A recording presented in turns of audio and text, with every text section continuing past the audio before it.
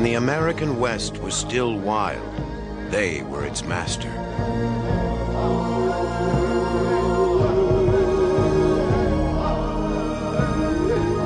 On the back of the horse, they swept across the plains. At a river called the Little Bighorn, under a warrior called Crazy Horse, they humbled a nation and won the greatest victory in the wars for the West.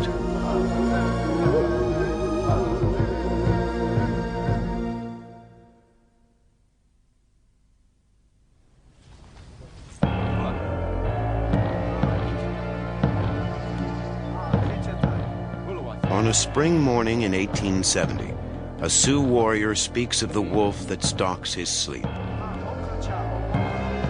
A good sign for a raid.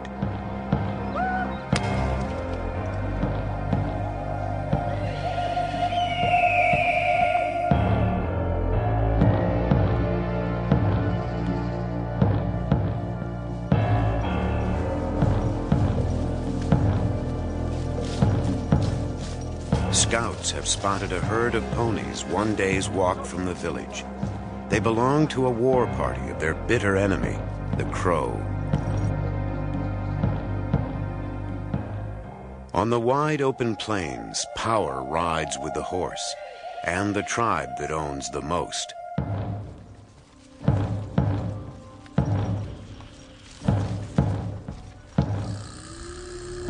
In battle, this small band is no match for a Crow war party.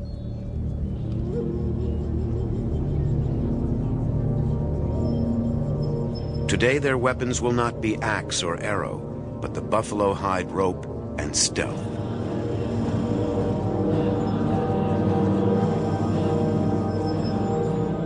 The warrior Curly Hair is armed with just a stick, a record of courage marked by hawk's feathers and strips of ermine.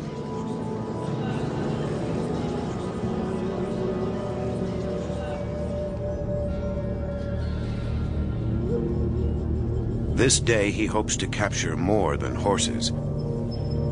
He is after glory.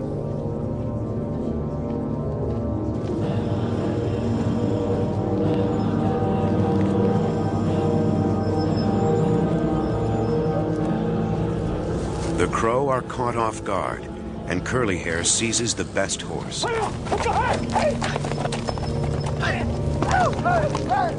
Suddenly he turns back for a greater prize. By touching an armed enemy with his coup stick, he will disgrace the Crow and honor himself, if he survives.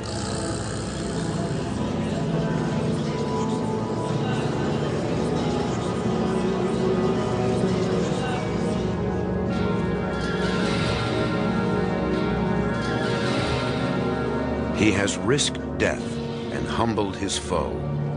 Today on his coup stick, he will add one more honor.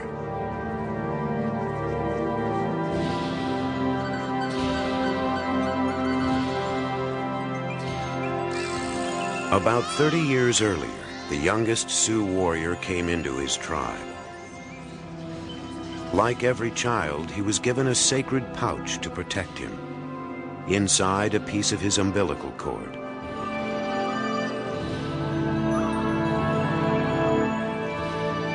In boyhood, his hair would grow light and wavy, and he would gain the name Curly Hair. Not till he proved his bravery would he earn his father's name, Tasunke Witko, Crazy Horse.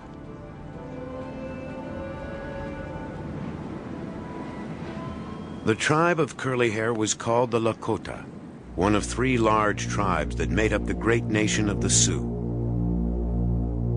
Nearly 200 years earlier, stronger tribes forced the Sioux from the lands they farmed near the Great Lakes.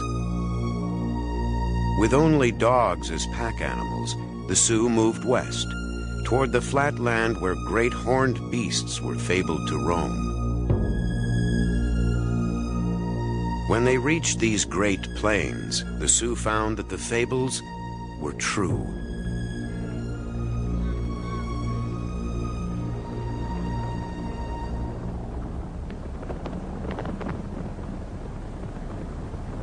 The trail of the buffalo became the way of the Sioux. For most of the year, in bands a few hundred strong, they followed the herds.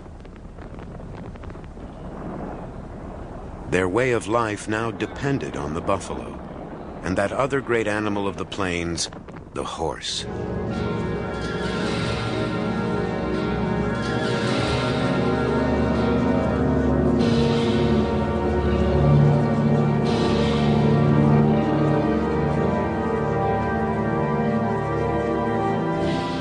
Astride the animal's bare back, a Sioux warrior could hunt farther and faster than ever.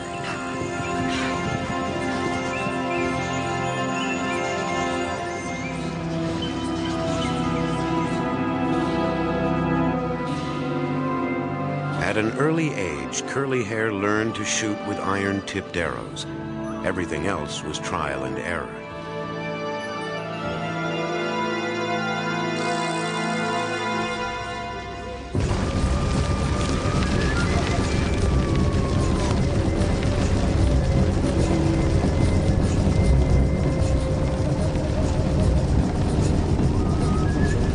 The tribe's survival depended on the warrior's skill with the bow.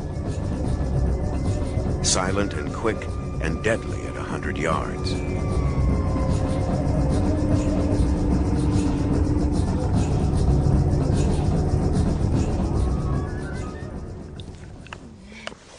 Every scrap of the buffalo was used for drinking horns, for shields and teepees, for saddles on long journeys. The hooves became toys to teach children the ways of hunting and fighting.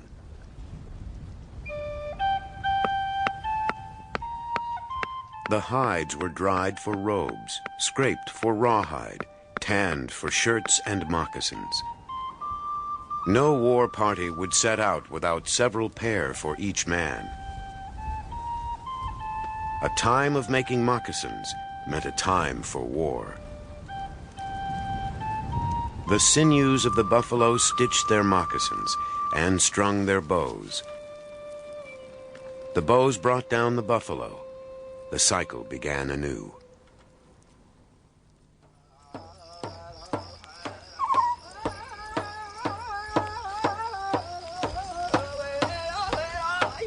No creature was so revered as the buffalo. After it was killed, it was celebrated. From the buffalo, from the earth, warriors drew strength. In visions of an animal, wolf, crow, bear, they sought guidance. In dreams of nature, snow, thunder, lightning, they found inspiration. In the world of visions, wolves spoke, thunder sang, and horses rode on clouds.